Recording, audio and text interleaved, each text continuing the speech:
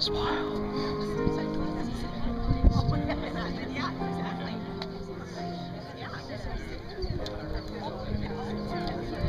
This is for the blog.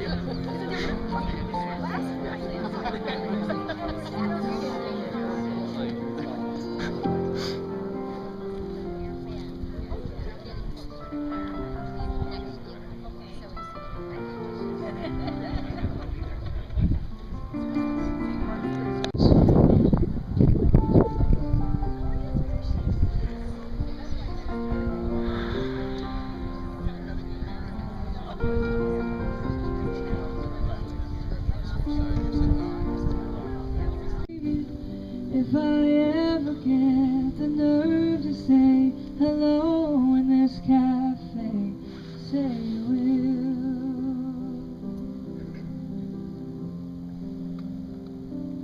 Say you will.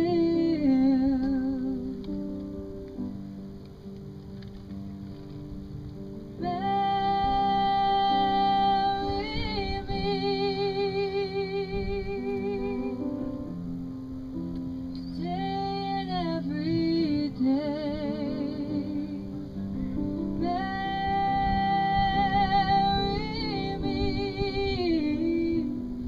If I ever get the nerve to say hello in this cafe, say you will. Say you will. Say you will.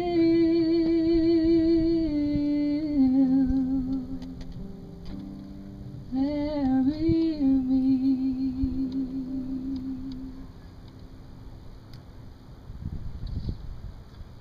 Good evening and welcome. For those of you who don't know me, my name is Gordon McMillan, and I'm the father of the groom.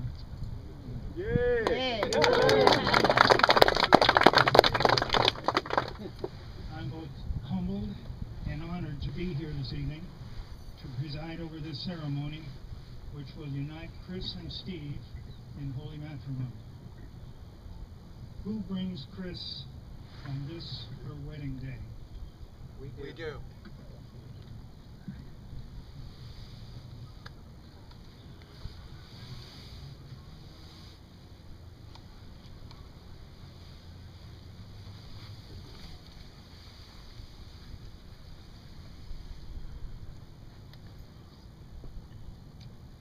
You may be seated if you prefer. Yeah. We all come here to this beautiful place on this lovely evening to witness and support the commitment Steve and Chris will make to each other, which will bind them together for the rest of their lives. In the years they have been together, their love and understanding of each other has grown and matured. And now they've chosen to live their lives together as husband and wife. This celebration is an expression of the inner love and devotion they have in their hearts. Jesus reminds us that in the beginning, that God made us male and female and said, "For this cause, a man shall leave his father and mother and shall cleave to his wife, and the two shall become one flesh." I'd like to introduce my grandson, who is Steve's son, Matthew, who will read the first reading.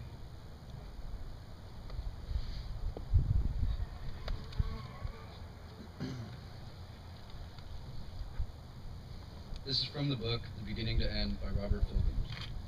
You have known each other from the first glance of acquaintance to this point of commitment. At some point, you decided to marry. From that moment of yes to this moment of yes, indeed, you have been making promises and agreements in an informal way. All those conversations that were held riding in a car, or over a meal, or during long walks. All those sentences that began with, "when we're married," and continued with, "I will, and you will, and we will." Those late night talks that included someday, and somehow, and maybe. And all those promises that are unspoken matters of the heart. All these common things and more are the real process of a wedding. The symbolic vows that you are about to make are a way of saying to one another, "You know all these things we've promised and hoped and dreamed? Well, I meant it all, every word. Look at one another and remember this moment in time. Before this moment, you have been many things to one another: acquaintance, friend, companion, lover, dancing partner, and even teacher. For you have learned much from one another in these last few years. Now you shall say a few words that take you across the threshold of life, and things will never quite be the same between you. For after these vows, you shall say to the world, "This is my husband, this is my wife."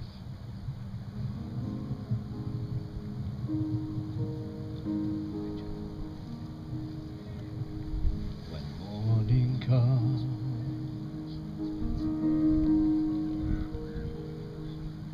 I will light the fire.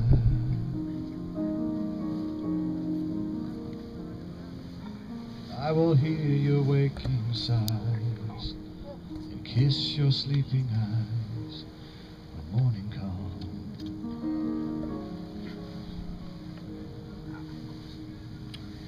We will turn as one.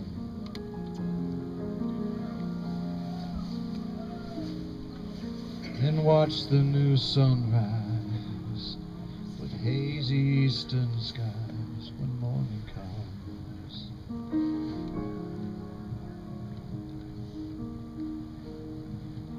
When morning comes, I will draw you near, words unspoken, perfectly clear. When heaven breaks from gray to blue, I will still be holding you. When all is said and all is done, long may this feeling run. When two turn as one, when morning comes.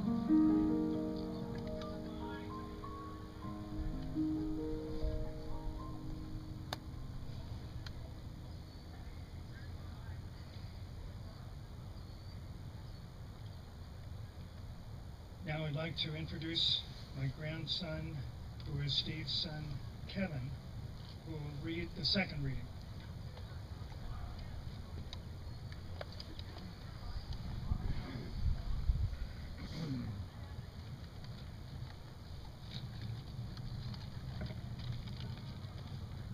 This is a reading from the first letter of St. Paul to the Corinthians. If I could speak in any language, in heaven or on earth, but didn't love others, I would be making meaningless noise like a loud gong or a clanging cymbal.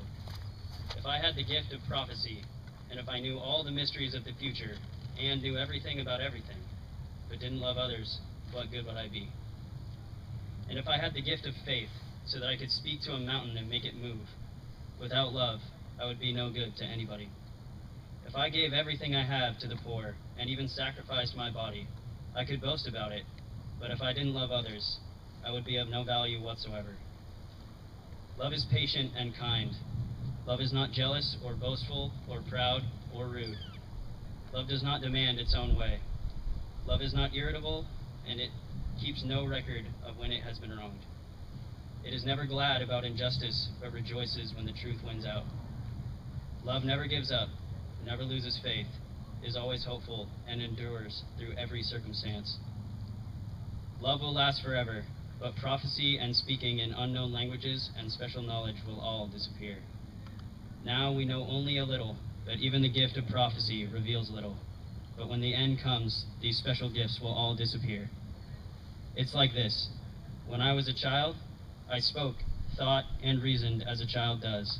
But when I grew up, I put away childish things. Now we see things imperfectly as in a poor mirror, but then we will see everything with perfect clarity.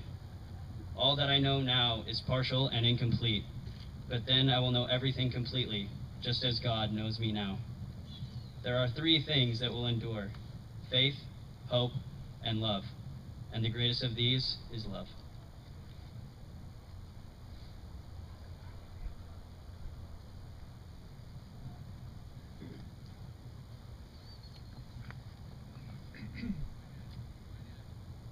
Today we've come together to witness the joining of these two lives.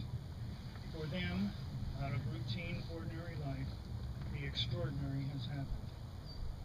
They met each other, fell in love, and are finalizing it with their wedding today.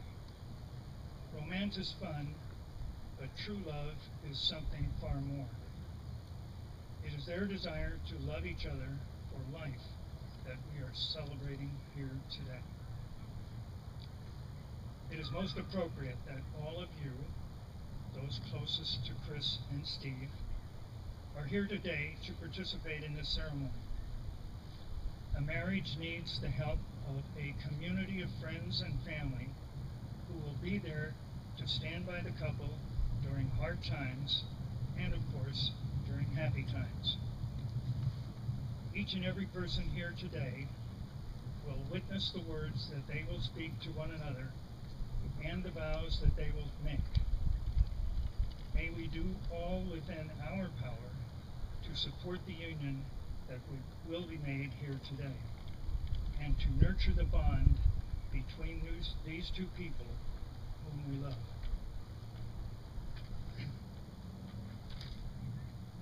On a personal note, I would like to say how overjoyed Carol and I are for Steve and Chris.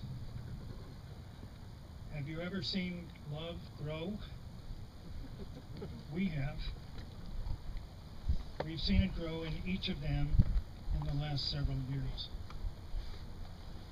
Chris has a twinkle or a sparkle in her eyes, similar to the sparkle that I first saw in Carol's eyes 52 years ago. And Steve can now laugh and smile easily, which we hadn't seen for many years. He's enjoying life again. These two were meant for each other. There are bound to be some rough spots along the road of life, but as a couple, they have a lifetime of happiness to look forward to. Chris and Steve, are you now ready to enter the blessed union of marriage, freely choosing this union with all its rights and potential? Speak up.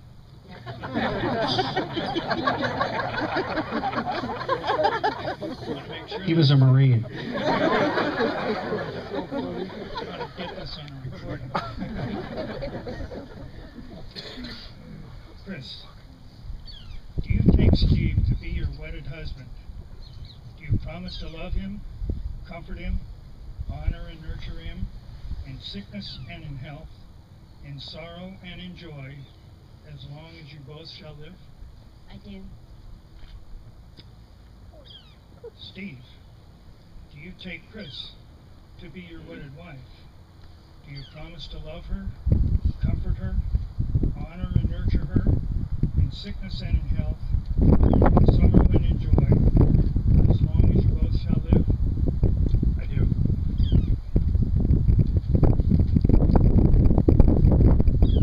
The marital ring seals the vows of marriage and represents a promise for eternal and everlasting love. It is a physical manifestation of the promises joining both Chris and Steve. The wedding ring is placed on the fourth finger of the left hand because it was traditionally believed that this finger was a direct communication to the heart, a perfect place for a symbol representing eternal love and commitment. These rings are symbols of eternity and the unbroken circle of love. Love freely given has no beginning and no end. Today you have chosen to exchange rings as a sign of your love for each other and as a seal of the promises you make this day. We ask that God bless these rings and this union of souls.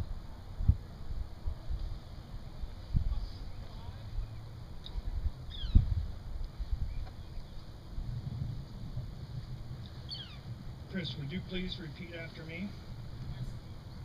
Steve, this ring is my sacred gift to you. This ring is my sacred gift to you. With my promise that I will always love you, With my promise that I will always love you, cherish you, and honor you cherish you, and honor you all the days of my life. all the days of my life. Steve, would you please repeat after me? Chris, this ring is my sacred gift to you. Chris, this ring is my sacred gift to you, with my promise that I will always love you, with my promise that I'll always love you, cherish you, and honor you cherish you, and honor you all the days of my life. all the days of my life.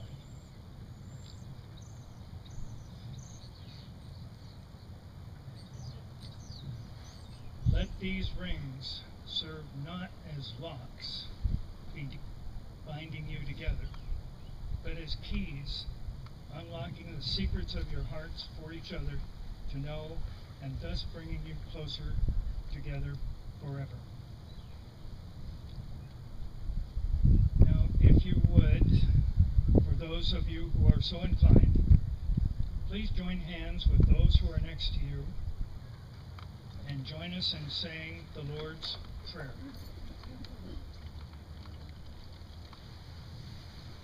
Our Father, who art in heaven, hallowed be thy name. Thy kingdom come, thy will be done, on earth as it is in heaven.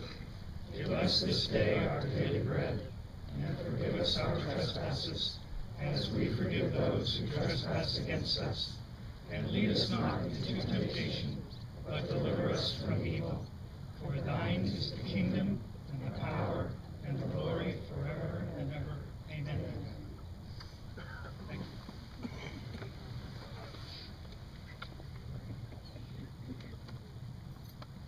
Chris and Steve, you have come before these witnesses and before God, and have expressed your desire to be husband and wife. You have shown your love and affection by joining hands, have made promises of faith and devotion to each other, and have sealed these promises with a symbolic ring. I therefore pronounce that you are husband and wife. May the Lord bless you and keep you. May the Lord make his face to shine upon you and be gracious to you. May the Lord lift his countenance upon you and give you peace. What God has joined together, let no man separate. You may now seal your vows with a kiss.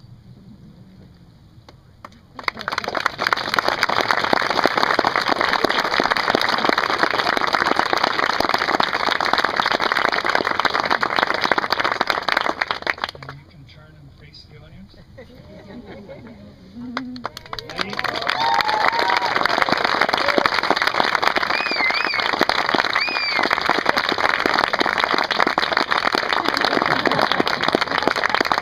Ladies and gentlemen, it's with great pleasure that I introduce to you for the first time as husband and wife these newlyweds, Chris and Steve McMillan.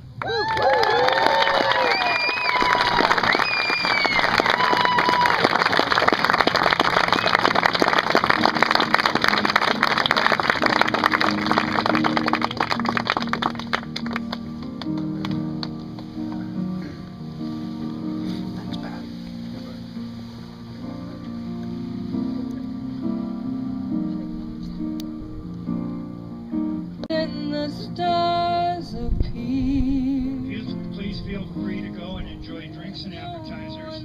Chris and Steve will greet you in the pavilion.